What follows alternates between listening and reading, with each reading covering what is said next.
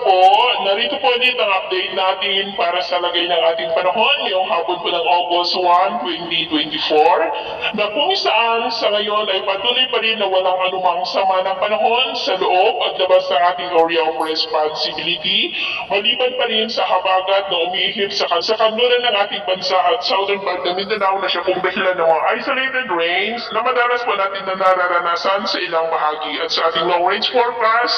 consistent pa rin naman na walang bagyo po na namamataan na tatawid dito sa ating kalupaan hanggang sa susunod na 2 linggo. At sa lagay ng ating panahon ngayong hapon dahil sa habagat at ng mga localized thunderstorm ay maulap ang kalangitan with isolated light to heavy rain sa may Ilocos Region, Cordillera, ilang bahagi ng Cagayan Valley, Central Luzon, Metro Manila, Calabarzon, Mimaropa, Bicol Region, Panay Island, Negros, Cebu, Bohol, Leyte, Samar Provinces, Basilan, Zamboanga Peninsula, Northern Mindanao, Caraga, Davao Region at Sorsogon